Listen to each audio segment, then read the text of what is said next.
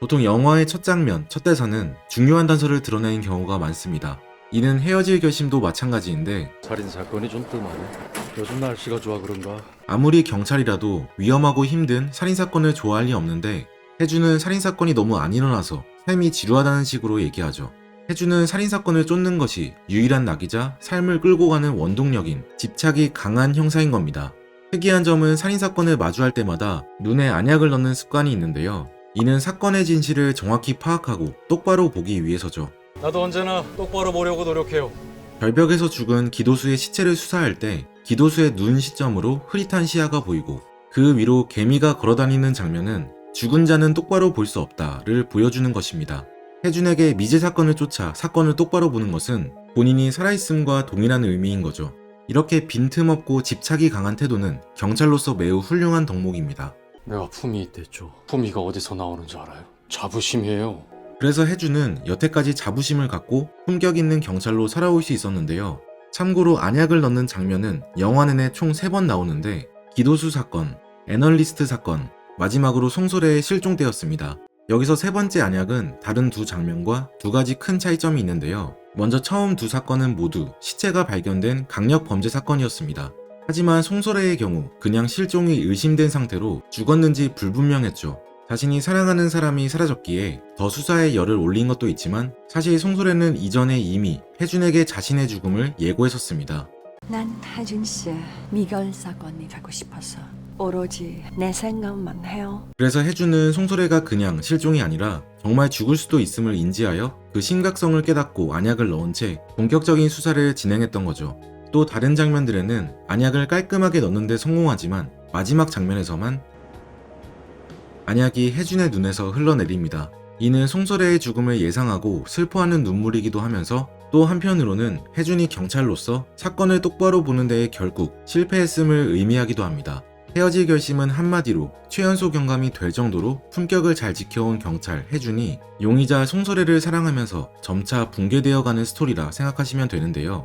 혜준은 왜 설애를 사랑했는지, 그 사랑은 어떻게 표현되고 또 붕괴되는지, 마지막으로 송소래는 왜 굳이 바다에서 자살을 한 건지 자세히 살펴보겠습니다.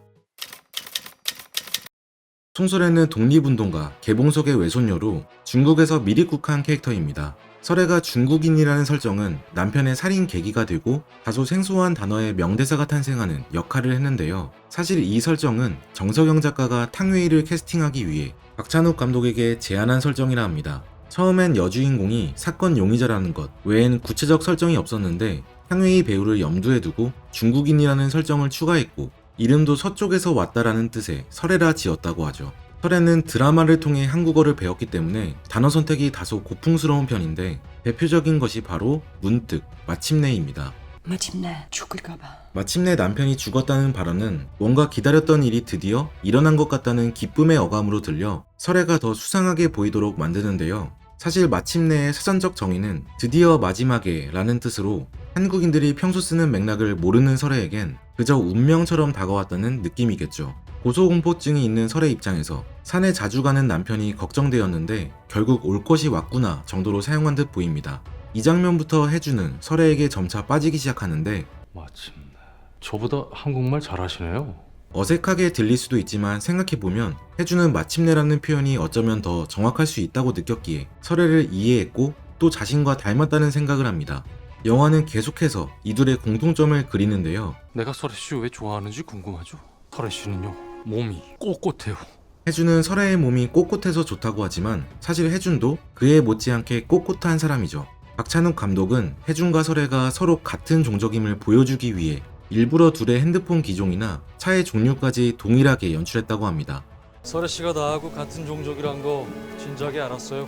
예뻐서, 성격이 좋아서, 대화가 잘 통해서 등 구구절절한 설명 없이 그냥 나와 닮아서 라는 이유는 그 자체로 많은 걸 의미하면서도 충분히 설득력 있었던 것 같아요. 어떻게 보면 혜준의 사랑은 중년 남성의 불륜에 불과합니다. 하지만 그런 불륜이 더럽게 혹은 나쁘게만 보이지 않는 이유는 그의 사랑이 성적으로만 향하지 않고 경찰로서 수사의 일환처럼 진행되기 때문이죠.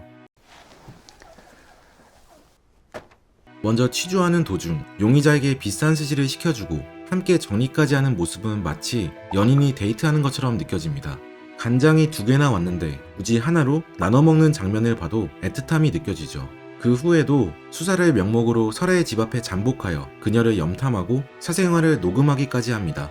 그 과정에서 설애는 혜준이 지켜주는 느낌을 받아 그에게 마음을 점차 열게 되죠. 형사와 범죄자의 선을 넘나드는 모습인데 이건 괜찮은 아내를 두고 불륜을 저지르고 있는 것이 맞지만 실제로 수사의 과정은 맞기 때문에 그 집착이 사건을 철저히 파헤치려는 열정과 겹쳐 보여 더럽게 느껴지지 않습니다. 하지만 이걸로는 부족했는지 감독은 질곡동 살인사건이라는 설정을 추가하여 주인공 혜준에 대한 호감을 한 단계 더 끌어올리죠. 폭력적인 범인을 잡는 과정에서 몸을 사리지 않는 경찰의 품격을 보여주고 또 자신 때문에 피의자가 죽는 사건이 일어나 고뇌하는 주인공의 모습을 비추죠. 이러한 장치들 덕분에 혜준의 불륜이 관객 입장에서 마냥 사랑에 미쳐 허우적거리는 느낌이 안 들었던 겁니다. 또한 혜준은 미제 사건을 쫓지 않을 땐 심각한 불면증에 시달리는데 아내 정화는 수면 기계와 같이 과학적인 해결책만 제시하는 반면 설애는 자신의 방법으로 발전시킨 해파리 수면법으로 혜준을 재워주는데요. 이는 해군에서 개발된 과학적인 느낌보다 은밀하게 소통하는 교감의 의미가 크죠. 내 숨소리를 들어요. 내 숨에 당신 숨을 맞춰요. 영화에서 혜준이 잠자는 장면만 모아보면 항상 설애에 겹친 걸 알 수 있습니다. 설애 집 주변에서 잠복하다가 차에서 잠들고 해파리 수면법으로 잠들고 마지막으로 피의자 설애와 함께 수갑을 차고 경찰차에서 잠들었죠. 정화는 편안한 잠자리보단 성욕을 위해 자라, 석류와 같은 물질적인 것을 추구하는 반면 설애는 혜준의 내적 고민을 해결해주고 속사정까지 깊게 교감하는 사이인 것입니다. 특히 주머니가 많이 달린 코트는 혜준의 복잡하고 불안한 마음을 상징하는데 이를 대하는 두 여자의 반응이 극명하게 대비되죠. 이제 혜준의 아내 정환도 이주인과 바람펴서 혜준을 떠나기 때문에 그냥 설애와 행복하게 살면 되지 않나? 왜 굳이 설애가 죽는 결말일까? 의문이 들기도 하는데요. 뜬금없는 자살처럼 보이기도 하지만 사실 설애는 확실한 이유와 목적을 가지고 죽음을 선택한 것입니다. 주식 애널리스트입니다. 학문을 좋아하는 애널리스트가 아니고요. 불쾌한 농담을 하는 이모 씨는 설애의 2번째 남편입니다. 영화에서 드러나진 않았지만 이모 씨는 설애가 돌보던 화요일 할머니의 아들이었는데요. 어머니가 돌아가시자 장례식장에서 서럽게 울던 설애를 보고 아들이 접근했다는 설정이죠. 하지만 설애는 호신을 진정으로 사랑해서 결혼한 것이 아니었습니다.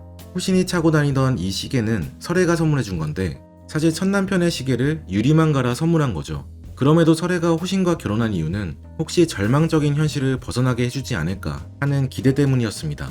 책 나는 왜 사랑할수록 불안해질까에는 이상하게 일상생활은 평범한데 유독 사랑에 관해서는 불안함을 느끼는 사람이 있다고 하죠. 이런 불안형 연애 스타일은 자신과 상대가 잘 맞는지 생각하기보다 주로 느낌만으로 사랑을 시작한다는데 이건 설애가 호신과 결혼한 것처럼 사랑이 아니라 그냥 자신을 구원해줄 사람을 찾는 거죠. 아, 왜 그런 남자랑 결혼했습니까? 다른 남자하고 헤어질 결심을 하려고. 설애는 혜준과 헤어질 결심을 하기 위해 결혼한 거라 설명합니다. 이는 설애가 혜준을 사랑하고 있다는 마음을 간접적으로 표현한 것이었지만 혜준은 그녀를 만나자마자 살인 피의자로서 대할 뿐이었죠. 내가 그렇게 만만합니까? 이번 알리바이는요 차돌처럼 단단해야 할 겁니다. 물론 관객들은 혜준이 아직 설애를 좋아한다는 사실을 알고 있습니다. 저번 수사 때 훔쳤던 설애의 까마귀 깃털을 이포에까지 가져온 장면에도 드러났죠. 하지만 그 마음과 달리 혜준은 살인사건의 범인이 설애임을 확신하기에 고급 스시가 아닌 핫도그를 시켜줍니다. 이번엔 설애가 2번째 살인사건에 연루된 것이기에 저번과 달리 알리바이가 차돌같이 단단해야 하기 때문이죠. 반면 설애 입장에선 무작정 자신을 피의자 취급하는 혜준을 보며 그냥 당신의 미제 사건이 되겠다, 다시 말해 바다에 빠지겠다는 결심을 한 것입니다. 설애의 표현이 너무 약했던 게 아닐까 생각할 수도 있지만 설애는 혜준과 똑같은 방식으로 표현했습니다. 자기도 혜준을 몰래 지켜보고 혜준의 행동을 기록하는 마치 수사를 하는 듯한 집착을 보였죠. 하지만 혜준은 설애의 진심보다 수사 자체에만 몰두해 있었기에 설애는 결국 자살을 결심했던 겁니다. 그렇다고 해서 난 경찰이고 당신이 피의자란 사실이 변하는 건 아니에요. 내가요? 내가 언제 사랑한다고 그랬어요?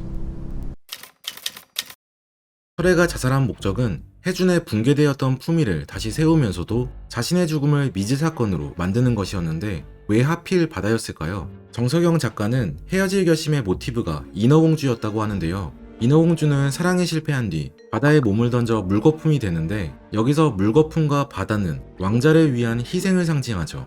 또한 꼭 모티브 때문만은 아니고 설의 입장에서 자신의 목적을 달성하기 위한 최적의 장소가 바로 바다였습니다.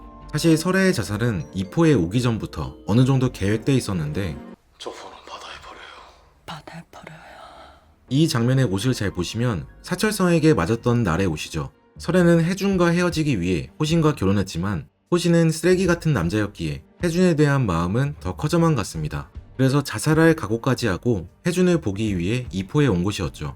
혜준의 목소리가 담긴 녹음을 반복해서 듣다가 바다가 증거인멸의 최적의 장소라는 사실을 깨닫고, 만약 바다에 숨는다면 혜준이 평생 자신을 찾지 못할 거라는 생각을 한 겁니다. 이렇게 되면 혜준이 기도수 사건 수사에 실패했다는 증거를 영원히 감춰 경찰관으로서의 품위를 되찾을 수 있고, 절대 해결할 수 없는 미제 사건이 되어 평생 혜준의 마음속에 있을 수 있죠. 여기서 삽이 아니라 양동이로 모래를 파는데, 이 양동이는 까마귀를 묻을 때 사용했던 것입니다. 그 친절한 형사의 심장을 가져다 주세요. 까마귀는 혜준의 마음을 가져다준 매개체 같은 역할이었죠. 자신이 죽어 시체가 되면 까마귀처럼 혜준의 마음을 가져다주는 미제 사건이 되는 것과 동일한 의미입니다. 그래서 설애는 죽음이 두렵기도 하지만 마치 숨바꼭질 게임하듯 다소곳하게 숨는 자세를 취하는 거죠. 마지막엔 혜준이 넥타이를 풀고 운동화 끈을 묶는 장면이 나옵니다. 이는 설애의 계획대로 혜준이 설애의 실종이라는 미제 사건을 마주하여 경찰로서 다시 품위를 세우기 위해 본격적인 수사를 시작한다는 것이죠. 영화 헤어질 결심은 처음 경찰서에서 혜준과 설애가 만나는 이야기, 그리고 이포라는 지역에서의 재회, 이렇게 두 가지 파트로 나눠져 있는데요. 품위가 삶의 목표였던 혜준은 이 두 파트 모두에서 사건을 똑바로 보지 못하고 잘못된 판단을 합니다. 첫 번째 파트는 사랑에 눈이 멀어 진범을 놓아줄 수밖에 없었고, 두 번째 파트에선 계속 송설애를 의심하다 결국 사랑을 놓치게 되었죠. 이 둘의 사랑은 불안해서 애틋하지만 또 불안하기에 답답하고 그만큼 슬프기도 합니다. 아주 희미한 관계의 불씨에 매달려 감정을 막는 대신 과감히 뛰어들어 슬픔과 마주하는 것이야말로 더 크고 열린 마음으로 사랑할 자유를 얻도록 도와주는 치유입니다. 책 나는 왜 사랑할수록 불안해질까는 친밀한 관계가 힘든 사람을 위한 심리학적 해법이 담겨 있습니다. 혹시 자신의 모습이 혜준이나 설애를 닮아 가까운 관계에 불안을 느끼거나 회피하고 싶은 마음이 든다면 내면의 힘을 길러보시는 걸 추천드립니다. 지금까지 책트폭행이었습니다. 오늘 함께 읽은 책 나는 왜 사랑할수록 불안해질까, 저자 심리치료사 제시카 바움. I know that I'm well away from being a perfect